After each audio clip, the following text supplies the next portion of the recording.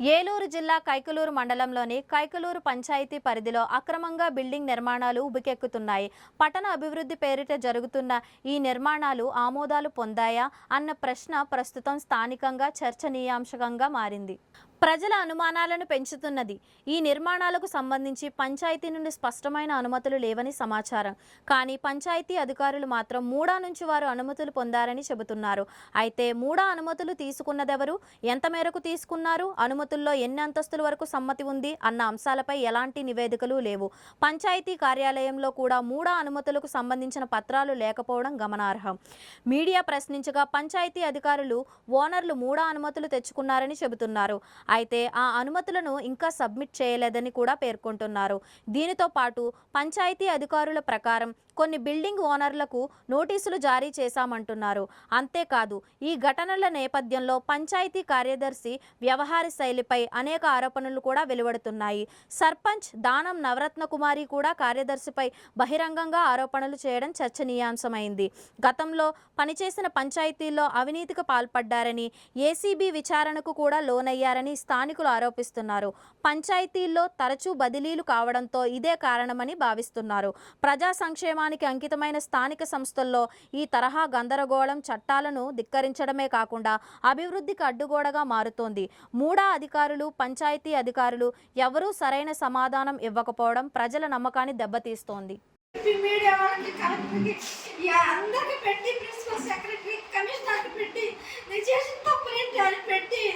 రాజీనామా చేద్దాం అనుకున్నారండి. నేను ఇంకా మానసికంగా నన్ను మొత్తం చంపేస్తారు. అమ్మాయి నేను ఏమి చేసినా తప్పు అంటున్నారు. ఏంటి సార్ ఏం చేయను నన్ను ఆదరించిన నేను చేసే న్యాయాన్ని నా పట్టాలు ఎవరు మీరు జర్నలిస్టులు, మీరు విలేకరులు అన్ని విజ్ఞత తెలుసుకోవడం మీరు కాదండి. నాకు ఒక క్వాలిఫికేషన్ తప్పు బిల్లు మీద శాసనం పెట్టాలి. నన్ను ఎక్కడ ఎక్కించేస్తారు భయం వేసిపోయి ఏమని నేను వచ్చి చూడండి పిల్లలు చేస్తున్నాను, పిల్లలు సంతకాలు ఎట్టాలంట. అప్పుడు గబగబా వస్తాడు అంటున్నాయి. అది తప్పు అయితే నేను ఏం చేయనండి చెప్పండి.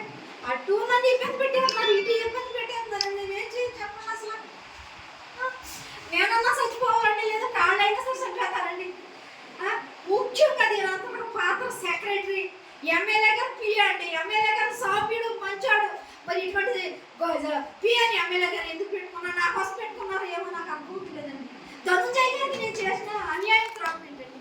అప్పుడు గతంలో ఆయన పీడీగా కైకలూరులో పనిచేసినట్టు చేసినప్పుడు ఈ పంచాయతీ నుండే ఆటపాక్కి శానిటేషన్ చేయించాలంటే అక్కడ పంచాయతీ కూడా చెప్పేవాడు కాదండి.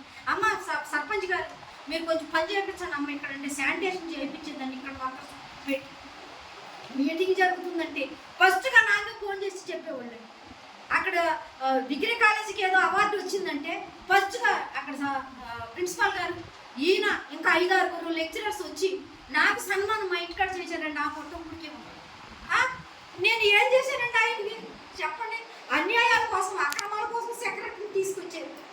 నీవు పంచాయతీ రూల్స్ ప్రకారం వెళ్ళిపోండి, మీరు ధిక్కరించాలని సెక్రటరీ గారని చెప్పారు.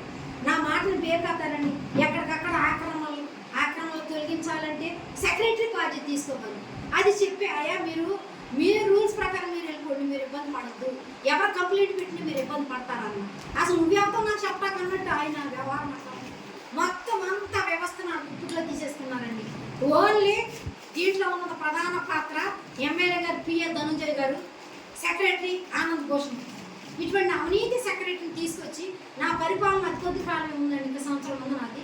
ఎందుకు పంచాయతీని ఈ రకంగా తీవ్రంగా ఇబ్బంది పెడుతున్నారు? మరి గతంలో నేను ఎవరినన్నా ఇబ్బంది పెట్టుకుంటారు, అప్పుడు ఎందుకు చెప్పరా? సర్పంచ్గా అప్పుడు నేనే, ఇప్పుడు నేనే. అప్పుడు ఎందుకు నా మీద ఏ ఒక్కలైనా కంప్లైంట్ ఇచ్చారా చెప్పండి. నీళ్ళు అవ్వట్లేదండి, రాత్రులు లైట్లు వేయట్లేదండి, ఏంటయ్యా లైట్లు వేయలేదు టయానికి, ఏంటయ్యా నీళ్ళు అవ్వలేదంటే అదో తప్పండి. అసలు ఏం మాట్లాడకూడదండి. పంచాయతీ సర్పంచ్, సెక్రటరీ మొత్తం ధనుంజయను ఇతరే చూసుకుంటారు. ఈ రకంగా టెంపర్ రోడ్డు మీద ఈయన తెలుసండి. పంచాయతీ రూల్స్ ప్రకారము ఆవిడ ఇచ్చింది, మేము ఇచ్చాము, మీరు అక్కడ 8 వేలు అని అన్నారండి. వీళ్ళందరూ మొబైల్ చేసి నిన్న ఫోన్లో ఎమ్మెల్యే గారు ఈ రకంగా తక్కువ టెండర్లోకి ఇచ్చారని ఆయన కొంచెం పార్టీ అక్కడ బంగ్లా నుంచి నా ఫోన్ వచ్చింది, వాళ్ళకి ఇచ్చారు.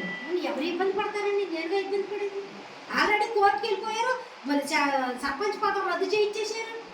కోర్టు ఏమో కారణం సర్దు చూడలేదు, మీరు ఎలా చెప్పుకోవడం రద్దు చేశారు అని చెప్పుకోవడం ఆమెకి ఇచ్చామంటే కలెక్టర్ గారు నిర్ణయం తీసుకోవాలి. తప్పి కలెక్టర్ గారి దగ్గర ఉందండి.